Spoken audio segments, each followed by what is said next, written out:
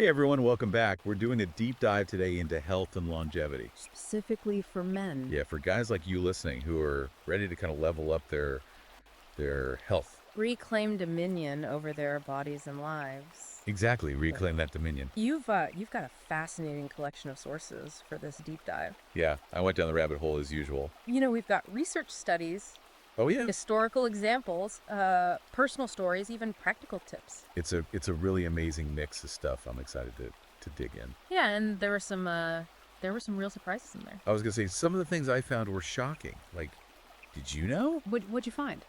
There's research that suggests that men who regularly attend religious services have a lower risk of dying. That's interesting. And then on the other hand, there's evidence that overusing sunscreen could actually backfire How so? by blocking vitamin D production, which is so important for so many things. Yeah, I've heard that, conventional sunscreen advice is being challenged more and more these days. Yeah, it's really interesting. And then there's the whole fasting thing. Oh yeah, tell me about that. I mean, the idea that skipping meals could actually boost your metabolic rate Really? and even increase testosterone levels. Wow. It's pretty wild. It really goes against everything we've been told about dieting. It does, yeah. The conventional wisdom is that you gotta eat 6 small meals a day to keep your metabolism stoked. Right, stoke the fire. But the research is showing that that might not be the whole story. So maybe our ancestors were onto something with their, periods of feasting and fasting. Maybe so. All right, well, let's unpack all of this. One of the first things that really grabbed my attention was this idea of purpose being a powerful antidote to stress. That's a good one. There's a study from psychological science that shows that people with a strong sense of purpose actually have lower cortisol levels. And cortisol is That's the stress hormone, right? exactly the one that gets released when we're feeling stressed out. So lower cortisol means less stress? Makes- Yeah. But why is that so important? Well, we have to remember that chronic stress isn't just a feeling. Right. It's not just in our head. It actually triggers a cascade of physiological changes in the body, Oh, wow. leading to inflammation, weakened immunity, and over time, serious conditions like heart disease. So it's like stress is slowly but surely eroding our health from the inside out. That's a good way to put it, yeah. And having a clear purpose in life can act as a kind of buffer, protecting you from those harmful effects. So it's not just about feeling good mentally, but it's also about safeguarding your physical health. Exactly. It's mind-body connection in action. I like that. And what's even more interesting is that purpose isn't something you just stumble upon. Yeah, you don't just trip over it one day walking down the street. Right, it's something you actively create Oh, by aligning your actions with your values. okay. By making choices that reflect what truly matters to you. So it's about taking ownership of your life and making decisions that are in line with who you are and what you want to achieve. Precisely. And this leads us to another theme that emerged from your research. The idea that embracing traditional masculine roles can actually be a pathway to better health and well-being. That one definitely jumped out at me. What resonated with you the most? I think it was the story of John. Oh yeah, John's story is amazing. The guy who went from being a stressed out corporate drone to transforming his health and relationships by focusing on being a provider and protector for his family. It's inspiring, right? Incredibly inspiring. He went from being completely burnt out to being full of energy and vitality. Yeah, and it wasn't just about him, it was about the positive impact it had on his whole family. His wife, his kids, everyone benefited from him stepping into those roles. But some people might be thinking, hold on, isn't this just reinforcing some outdated, toxic version of masculinity? Right, that's a valid concern, and it's something the sources address head on. So what's the distinction? It's not about going back to some idealized version of the past or conforming to rigid stereotypes. It's about reclaiming the positive aspects of those traditional roles. The ones that have been kind of demonized in our modern culture. Yeah, things like responsibility, providing for your loved ones, being the protector of your family. These are things that are deeply ingrained in men's biology. And when men are able to express those instincts in a healthy way, it can actually lead to greater fulfillment and well-being. There's actual research to support this. Studies have shown that men who embrace these traditional roles, who find fulfillment in being providers and protectors, Yeah, tend to have lower levels of depression and anxiety. that's incredible. It really is. It's like there's this Yeah. deep-seated need within men to fulfill these roles, and when they do, it has a positive ripple effect across their entire lives. It's like a key that unlocks their potential. I like that. A key to unlocking their potential. And speaking of unlocking potential, This brings us to another key concept that's woven throughout the sources, the importance of discipline. Oh, yes, discipline. You can't really talk about health and well-being without talking about discipline. It's the foundation, isn't it? Yeah, it's the bedrock. It's what allows us to make those consistent choices day after day that lead to lasting change. Without discipline, we're just kind of at the mercy of our impulses and our environment. Right, we're just reacting instead of acting. Exactly. And the sources are full of examples of men who transform their lives through discipline. Like John, the 42-year-old father of 3 who turned his entire life around. Oh, yeah. His story is amazing. He went from being overweight, stressed out, and feeling stuck to being lean, energized, and full of purpose. And it all started with him making a decision to take control of his life. To create a routine that supported his goals. Exactly. He started waking up at 5:30 every morning. Oof, that's early. Hitting the gym, focusing on eating whole, unprocessed foods. Those are all great habits. And the results speak for themselves. He lost 30 pounds. His energy levels skyrocketed, and he just seemed to radiate confidence. It's like discipline gave him a superpower. That's a good way to put it. And it's a superpower that's available to all of us. Absolutely. Anyone can cultivate discipline. It's not about being some kind of superhuman. It's about making a choice to show up for yourself consistently.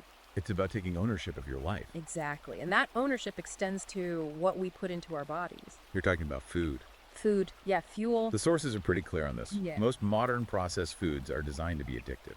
It's true. They're engineered to hijack our brain's reward system, Wow. making us crave more and more. And leading to a whole cascade of health problems down the line. Exactly. Obesity, heart disease, diabetes, the list goes on and on. It's kind of scary to think that something we're putting into our bodies is actually working against us on such a fundamental level. It is. It's like we're being sabotaged from the inside out. So what's the alternative? Whole unprocessed foods. Okay, back to basics. Yeah, real food, the kind of food our ancestors thrived on. The kind food our bodies have evolved to eat. Exactly. It's not about following some fad diet. It's about nourishing your body with the nutrients it needs to function at its best. And the research is crystal clear on this.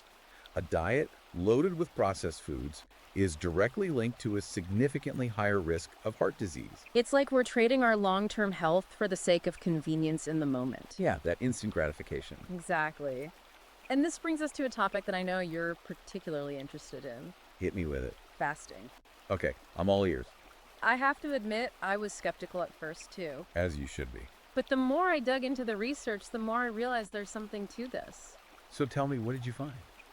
Well, first of all, the idea that skipping meals could actually ramp up your metabolic rate and even boost testosterone levels. Yeah, I've heard about that. It's pretty mind-blowing, right? It is. It goes against everything we've been told about dieting. Right, but the science is increasingly showing that when done correctly, fasting can be an incredibly powerful tool for improving both physical and mental health. So it's not about starving yourself. It's about strategically depriving your body of food for a certain period of time. Exactly, and there are different approaches to fasting. You know, intermittent fasting, alternate day fasting, prolonged fasting. All right, there's a whole spectrum. It's about finding what works best for you and your goals. And working with a qualified healthcare professional, of course. Of course, never embark on any kind of extreme dietary change without consulting your doctor. Now, you mentioned testosterone, and I was really intrigued by the study from the Journal of Clinical Endocrinology and Metabolism that showed that fasting can actually increase testosterone production. That's a big one. Testosterone is so important for men's health. It's not just about building muscle or athletic performance. It's about energy levels, mood, libido, cognitive function. Yeah, it affects everything. And as men age, their testosterone levels naturally decline. Right. So finding ways to naturally boost testosterone is crucial for maintaining vitality and well-being. And it seems like fasting could be one of those ways. The research is certainly promising. There was also that story about the recovering alcoholic who used fasting to help him break his addiction. Oh, yeah, that was powerful. It really highlighted the mental discipline and self-control aspect of it. Absolutely. Fasting isn't just about food. It's about mastering your impulses. Right. Strengthening your willpower, proving to yourself that you're in control. It's like a test of your inner strength. That's a great way to put it. A way to push your limits and come out the other side even stronger. Like a crucible. A crucible that forges resilience. Now, this segues perfectly into our next topic, the importance of movement. Movement. I love how the sources talk about movement as medicine. It really is the best medicine. It makes sense. Our bodies were designed to move. We're not meant to sit for hours on end. We're not supposed to be glued to our chairs staring at screens. And the modern lifestyle is so sedentary. It's really a radical departure from how humans have lived for the vast majority of our existence. We're seeing the consequences of that all around us. Soaring rates of chronic disease, plummeting testosterone levels, a whole host of mental and emotional health issues. It's like we're fighting against our own biology. We are. The research is overwhelmingly clear on this point. Movement is essential for preventing heart disease, diabetes, depression, even cognitive decline as we age. It's like a magic bullet. Or maybe it's just how we're supposed to live. Maybe that's a better way to put it. And it doesn't have to be complicated. You don't have to be a marathon runner or a CrossFit athlete. Just getting up and moving your body regularly. Going for walks, taking the stairs, doing some gardening. Dancing. Yeah. Anything that gets your heart rate up and your blood flowing. And speaking of getting your heart rate up, that reminds me of Jack LaLanne, The legend. the fitness icon who lived to be 96 years old. Incredible genetics. He was still swimming handcuffed while towing boats at age 60. That's insane. That's a testament to the power of lifelong movement. He was a true believer in the power of physical activity. He really walked the walk. He did. And he showed the world that you don't have to slow down as you get older. You can continue to push your boundaries and thrive. That's the message we need to be spreading. Absolutely. Age is just a number.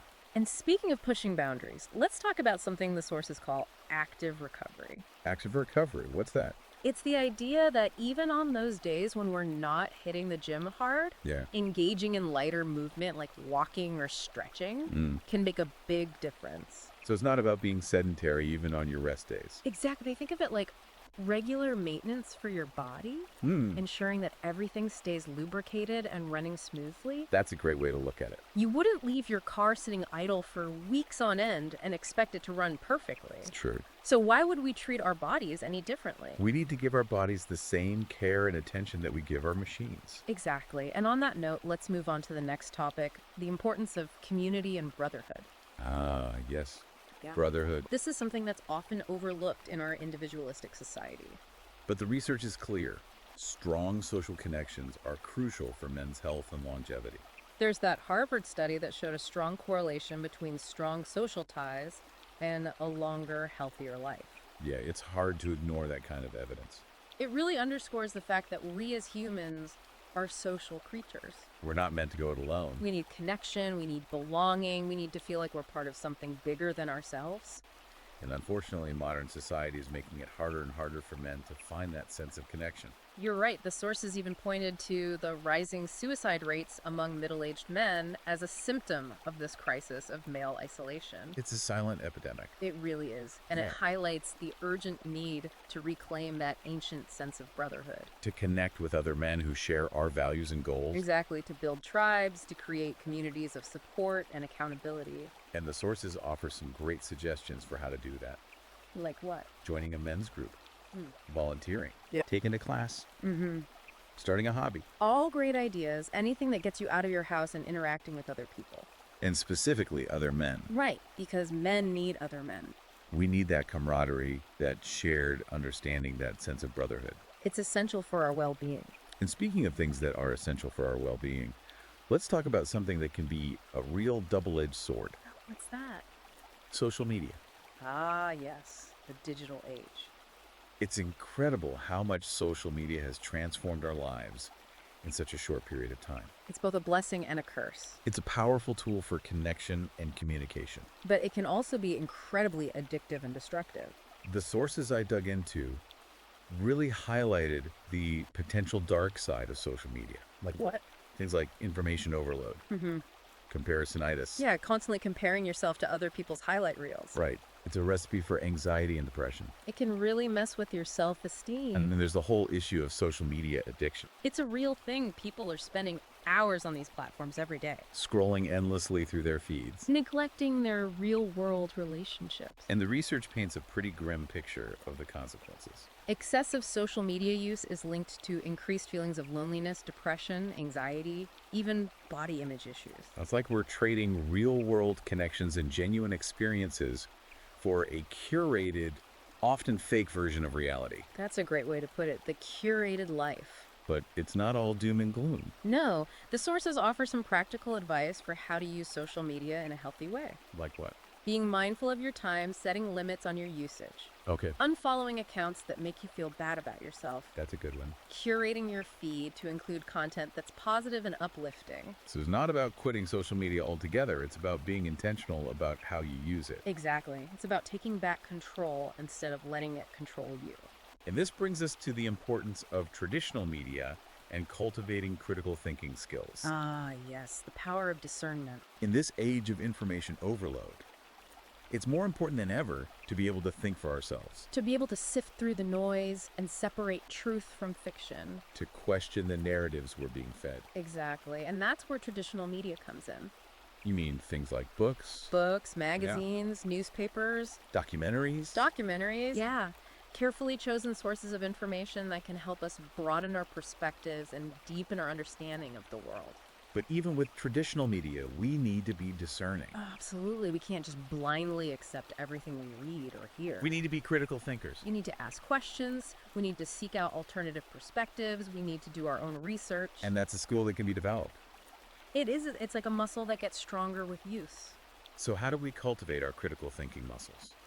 By questioning everything. Really everything. Everything by being curious, by seeking out evidence, by not being afraid to challenge the status quo. It's about being intellectually honest.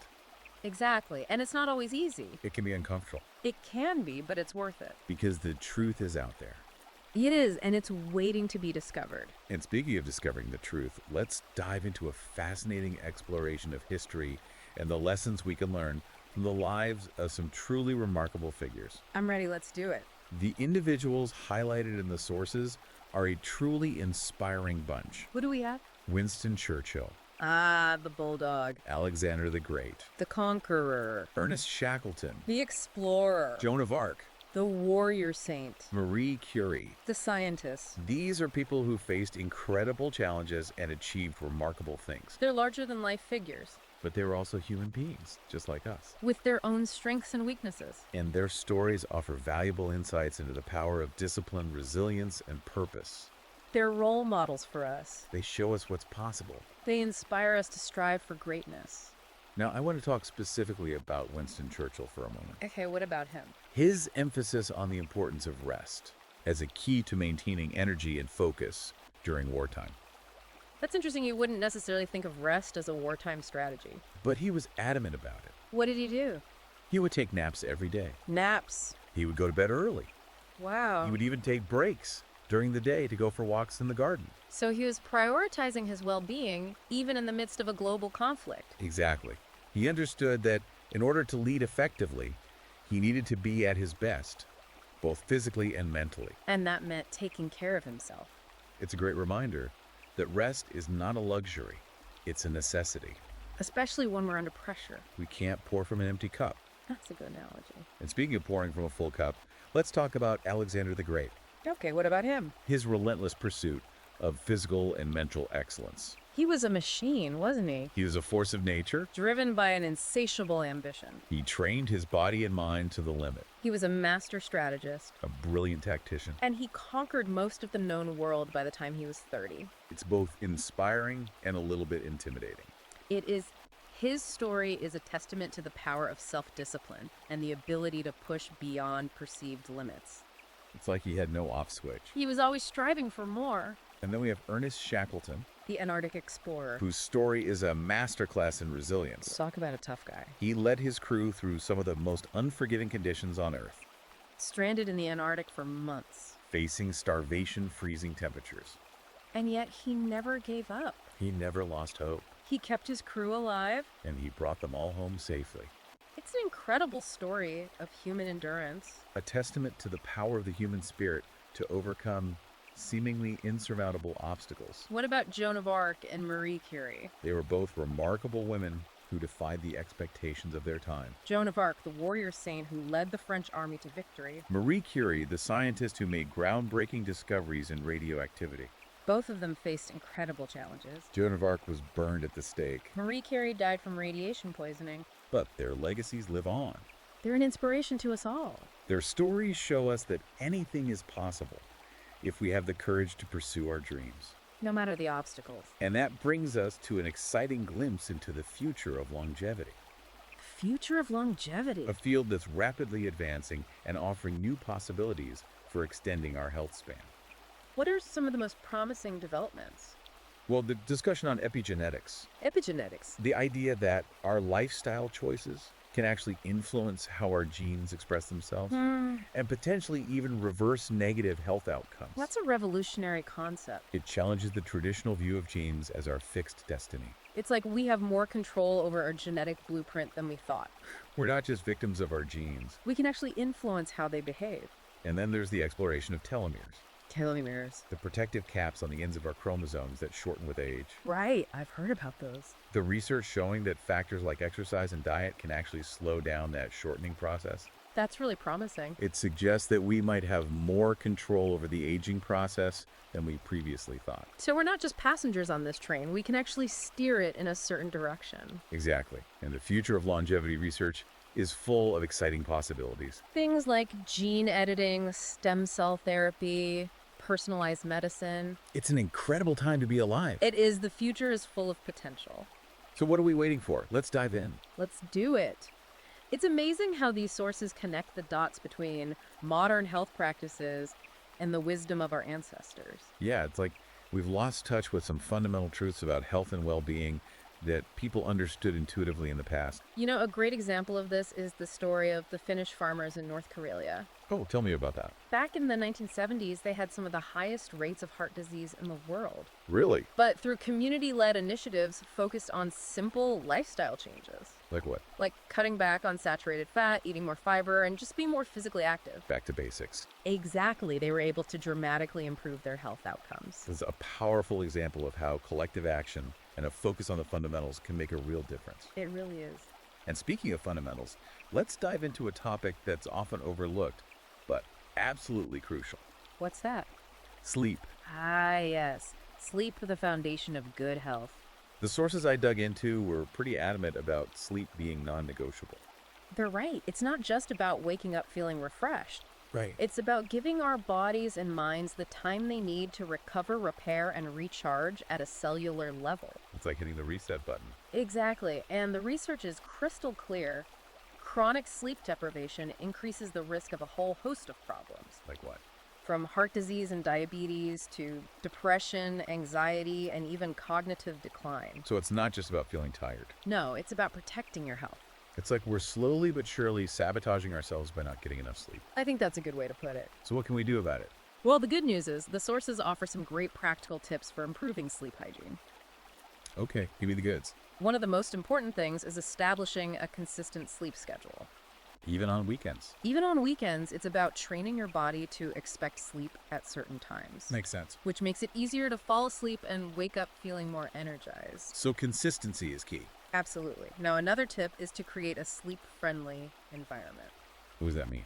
Dark, quiet, and cool. So no screens in the bedroom. Right. The blue light emitted from electronic devices can suppress melatonin production, Melatonin. the hormone that helps regulate your sleep cycle. Oh, right. Like we're telling our brains to stay awake even when we're trying to wind down. And what about caffeine and alcohol before bed? Those are big no-nos. Really, even just one cup of coffee. Even one cup of coffee in the evening can interfere with your sleep. Wow. I'm definitely guilty of that one. And alcohol might make you feel sleepy at first, but it actually disrupts your sleep cycles later in the night. So you wake up feeling groggy and unrested.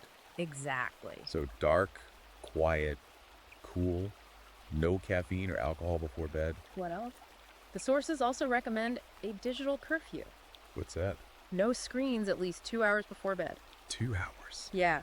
It gives your brain time to unwind and disconnect from the digital world. That's a tough one, but I'm willing to try it. I think it's worth it. Now, what about people who work shift work? That's a tough one. Shift work can really wreak havoc on our natural sleep patterns. It's like working against your body's natural rhythm. Exactly. It disrupts those circadian rhythms we were talking about earlier. So what can shift workers do? Well, the sources recommend prioritizing sleep hygiene as much as possible. Okay. Things like blackout curtains, white noise machines, and sticking to a strict routine can help to minimize the damage. But it's not a perfect solution. Unfortunately not. It's a tough situation to be in. You know, shifting gears a bit, another powerful force that the sources talk about is sunlight. Ah, yes, the sun. It's incredible how much impact sunlight has on our health and well-being. It's essential for life. It's like our bodies are hardwired to thrive in sunlight. We need it for vitamin D production, Right. for mood regulation, for immune function. And it affects everything. And the research backs this up. Studies have shown that regular sun exposure can improve sleep quality, boost your mood, reduce inflammation, and even increase testosterone levels. But it's also important to be mindful of overexposure. Absolutely, especially during peak hours when the UV index is high. So what's the sweet spot? It depends on your skin type, Okay. but in general, it's a good idea to get at least 15 minutes of sun exposure per day. Without sunscreen. Without sunscreen on as much skin as possible. And if you're going to be out in the sun for longer periods of time, Then definitely wear sunscreen. use common sense. Exactly, and listen to your body. If your skin starts to turn pink, it's time to seek shade. Absolutely. Now, speaking of things that can make us feel uncomfortable, the sources also delve into the potential benefits of cold exposure. Cold exposure. Yeah, things like cold showers, ice baths, cryotherapy. That's not for the faint of heart. It's not, but the sources suggest that it can have some surprising benefits. Like what? Increased energy levels, reduced inflammation, Interesting. improved mood. I'm intrigued. Tell me more. Well, one of the things that really stood out to me was the idea that cold exposure can actually make our bodies better at regulating temperature, Really? making us more resilient to both heat and cold. That's fascinating. It's like training your body to adapt to different environmental conditions. So we're not so wimpy. Exactly. We're tougher, more adaptable. I like it. And the sources also discuss the possible benefits of cold exposure for things like boosting metabolism and even enhancing mental clarity. I've heard about that some people swear by cold showers for boosting their focus and productivity. And I have to say, there's nothing quite like that invigorating feeling of a cold shower first thing in the morning. It definitely wakes you up. It's like a shot of adrenaline. But it's important to approach cold exposure with caution, especially if you're new to it. Right, you don't want to shock your system. Exactly. The sources recommend starting slowly, gradually decreasing the temperature and the duration of your exposure. Baby steps. Baby steps. And most importantly, paying attention to your body's signals. If you start to feel too uncomfortable, Get out. get out. Don't push it. Taps. Safety first. Now, speaking of things that can make us feel uncomfortable, let's tackle a topic that's often swept under the rug. Okay, what is it? Pornography. Ah, yes, the elephant in the room. It's something that I know a lot of men struggle with silently, It's a taboo subject. but it's important to talk about it. Absolutely. The sources don't shy away from addressing the potential negative impact it can have. On brain chemistry, relationships, overall well-being.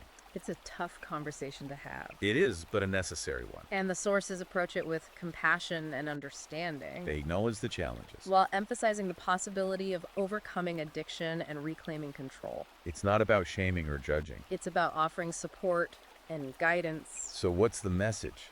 The message is that you're not alone. Right. There's help available. And it's possible to break free from the cycle of addiction. And rediscover the joy of authentic connection and intimacy. That's a beautiful message. It is, and it's a message that needs to be heard. Now let's talk about the importance of meaningful relationships. Okay, relationship. The research is so clear, strong social connections are fundamental to both our physical and mental health. You can't argue with the science on this one. The sources emphasize the importance of cultivating deep, meaningful relationships. With partners, friends, family members. It's about investing in those connections, nurturing them, building a support system that can help us navigate the inevitable ups and downs of life. It's about knowing that you're not alone. Right. We all need people we can rely on. People who love us and support us. And of course, we can't forget about the importance of strong, healthy romantic relationships. Absolutely. The research suggests that men who are in committed, loving relationships Yeah, tend to live longer, healthier, and happier lives. makes sense, right? It's like having a partner in crime. Someone who's on your team. Someone who supports your goals, encourages your personal growth, helps you stay accountable. And speaking of accountability, Yeah. let's talk about the powerful impact of mentorship.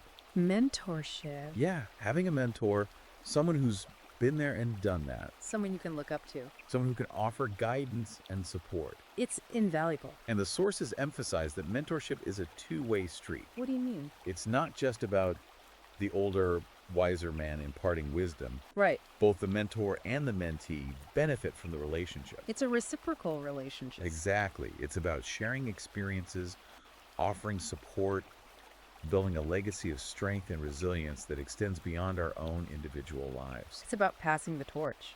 I like that. And speaking of legacy, the sources also touch on the profound impact our choices today can have on future generations. That's a powerful thought. It is, the Dutch hunger winter study, The Dutch hunger winter. which showed that even brief periods of famine can have long-lasting effects on the genes of offspring, Wow. is a powerful reminder of our responsibility to make healthy choices. Not just for ourselves, but for those who come after us. It's like we're carrying a torch that will be passed on to future generations. And it's our duty to keep that torch burning bright. Well said. And on the subject of burning bright, the sources also explore the powerful role that passion and purpose play in fueling a life of vitality and fulfillment. Passion and purpose, those are big words. They are. And the sources emphasize that passion isn't something we just stumble upon. You don't just find it lying on the ground. Right. It's something we actively cultivate and nurture How do we do that? by exploring our interests, by trying new things, by stepping outside of our comfort zones. It's about discovering what truly lights us up. What makes our hearts sing, What gives us that sense of excitement and aliveness? and then pursuing it with relentless enthusiasm and dedication. Like Steve Jobs. Yeah, he was a great example of someone who was driven by an almost obsessive passion for his work. He changed the world. He did. But his story is also a cautionary tale. How so? It highlights the incredible transformative power of passion, but it also underscores the importance of balance and self-care. It's about finding that sweet spot between pursuing your dreams and taking care of yourself. And speaking of taking care of yourself, the sources also delve into the role of spirituality and faith in health and well-being. Spirituality and faith. The research showing that people who regularly attend religious services or engage in spiritual practices Yeah. tend to live longer, healthier lives. That's interesting. There seems to be a connection there. It seems to suggest that there's something about connecting to something bigger than ourselves Whether it's a religious faith or a deep sense of purpose, that can enhance our resilience and well-being. it's like tapping into a source of strength and support that's beyond the material world. And the sources offer a variety of practical suggestions for cultivating spirituality in our lives. Like what? Things like prayer meditation, spending time in nature, Yeah. engaging in acts of service. All great ideas. It's about nurturing our souls and finding meaning and purpose in something larger than ourselves. It's about connecting to the transcendent. Wow, we've covered a lot of ground in this episode. We have. It's been a whirlwind tour of strategies for reclaiming dominion over our bodies and lives. I'm feeling inspired. I am too. What are we diving into next? Well, there's still so much more to explore. Join us for the final part of our deep dive, Okay. where we'll get into specific strategies for maximizing your energy levels, managing stress effectively, and cultivating the mental toughness you need to thrive in a challenging world. I'm ready for the next level. Let's do it. Welcome back to our deep dive. It's remarkable how these sources we've explored weave together ancient wisdom and cutting-edge science, I know, it's really mind-blowing. all pointing towards reclaiming that dominion over our bodies and lives. I'm ready to get into the practical stuff now. Me too. Yeah. Let's talk strategy. Yeah, what can we actually do to make real change happen? Okay, well, let's start with energy. Okay, energy's huge. It affects everything. Absolutely. You gathered some really interesting sources that highlight this energy crisis so many men face these days. Yeah, I mean, it's like we're running on fumes a lot of the time, battling fatigue and brain fog. You got it. And the sources I found point to some surprising culprits. Like what? Things like chronic dehydration, not getting enough sleep, even lack of purpose.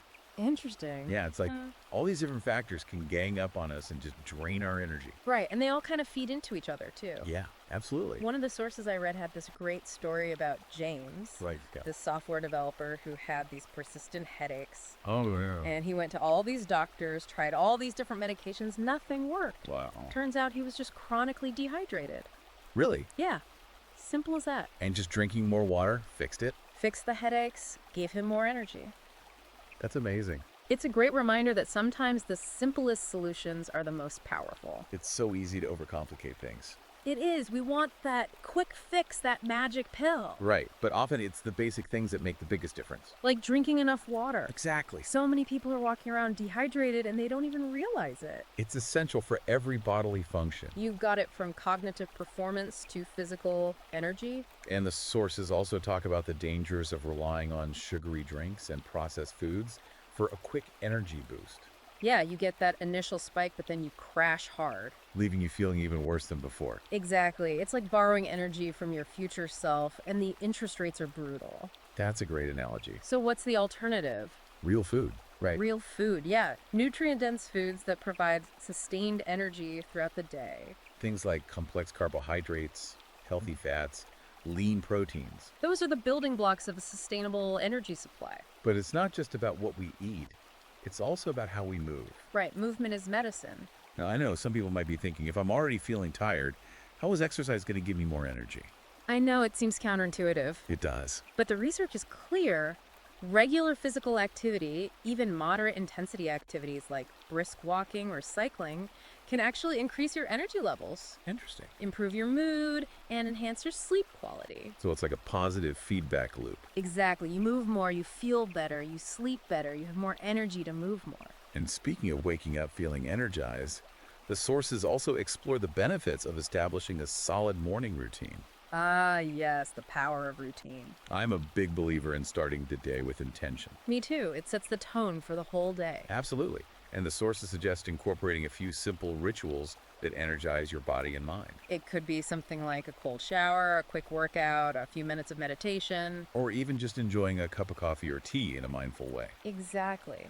The key is to find what works for you and make it a habit. It's like priming the pump, getting your engine running smoothly before you head out into the world. Love that analogy. Now let's talk about something that tends to generate a lot of questions. Supplements. Supplements. There's so much hype and misinformation out there. It's hard to know what to believe. So, can supplements play a role in boosting energy levels? Well, the sources emphasize the importance of working with a qualified healthcare professional Right. to identify any specific deficiencies you might have. So, it's not about just randomly taking whatever pills are trending on social media. Definitely not. It's about using supplements strategically to support your overall health and well-being. Not as a magic bullet or a replacement for healthy lifestyle habits. Exactly. But Yeah. that being said, the sources did highlight a few supplements that have shown some promise in boosting energy levels. Like what? Things like CoQ10, CoQ10. which plays a key role in cellular energy production. Yeah. B vitamins, Right. which are involved in converting food into energy. And certain adaptogens like ashwagandha, which can help the body cope with stress and improve energy levels. Interesting. But again, always talk to your doctor before starting any new supplements. Now, on the flip side of energy, we need to talk about stress management. Stress management, crucial. The sources paint a pretty sobering picture of the stress epidemic that's affecting so many men today. It's like we're constantly bombarded with stressors from every direction. Work deadlines, financial pressures, relationship challenges, information overload, It never ends. and the consequences of not managing that stress effectively are serious. Chronic stress can contribute to so many problems. Anxiety, depression, insomnia, weakened immunity. It can even increase the risk of heart disease and other chronic illnesses. Like a silent killer slowly chipping away at our health and well-being. That's a good way to put it. So what can we do about it? Well, luckily, the sources offer a wide range of practical strategies for managing stress more effectively. At all ears. One of the most powerful tools is mindfulness, Mindfulness. the practice of paying attention to the present moment without judgment. So it's about slowing down, quieting the mental chatter. Exactly, observing your thoughts and feelings without getting swept away by them. What are some specific ways to practice mindfulness?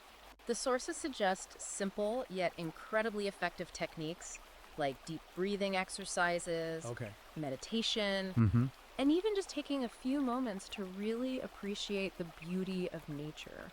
I like that. It's about bringing your attention to the present moment and finding a sense of peace and calm. Now, what about physical activity?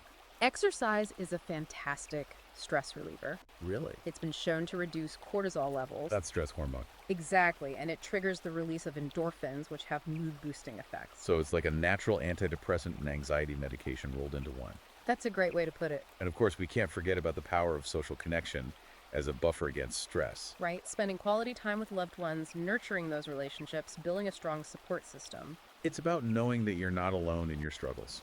That there are people who care about you and want to see you thrive. And sometimes that support needs to come from a professional. Absolutely. If you're feeling overwhelmed by stress and it's starting to interfere with your daily life, don't hesitate to reach out to a therapist, a counselor, or other mental health professional. It's not a sign of weakness.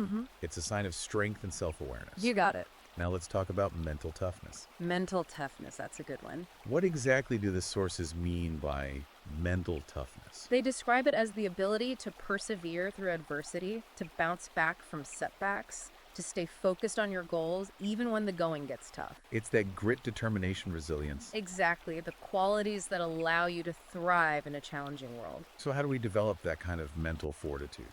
One of the most powerful techniques is embracing discomfort. Embracing discomfort. Stepping outside of your comfort zone, challenging yourself to grow. Okay. Viewing obstacles as opportunities for learning and development.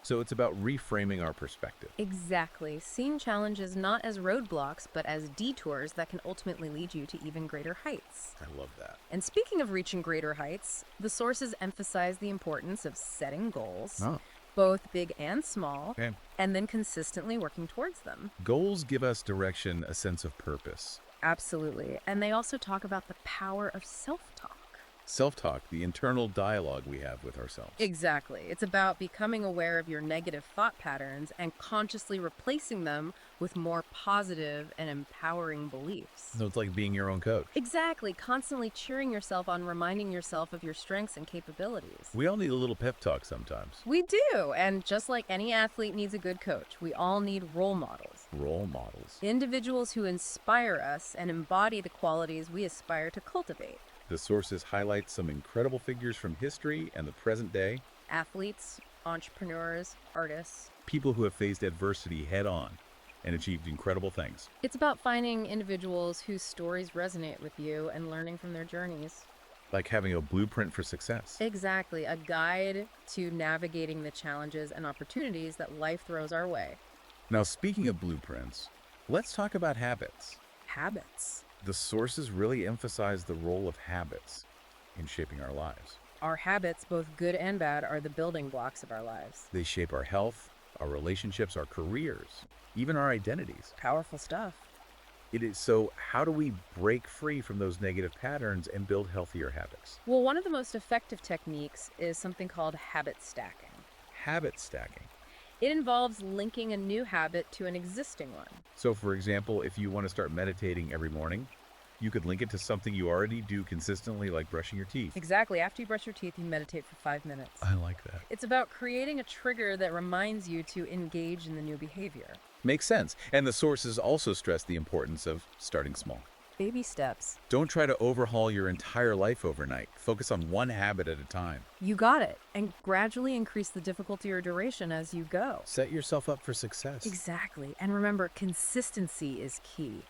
Consistency. It's those small, consistent actions repeated day after day that ultimately lead to lasting change. It's like building a muscle. Exactly. The more you use it, the stronger it becomes. And speaking of building muscle, let's talk about strength training. Strength training, essential for men's health. Absolutely. It's about building functional strength that allows you to move through the world with ease and confidence. It's about feeling strong, capable, resilient, both physically and mentally. What are some of the benefits of strength training? Increased muscle mass and bone density, a boost in metabolism, improved insulin sensitivity, Wow. even a reduced risk of chronic diseases. So it's not just about looking good. It's about feeling good and living a longer, healthier life. Where do I sign up? Well, the sources recommend working with a qualified trainer to learn proper form and technique. Okay, so find a good coach. Exactly, and start with basic compound movements that work multiple muscle groups at once. Like squats, deadlifts, push-ups. Exactly, and gradually increase the weight and intensity as you get stronger. So challenge yourself, but don't overdo it. Listen to your body. And don't forget about nutrition. Right, you gotta fuel those muscles. What do the sources recommend eating?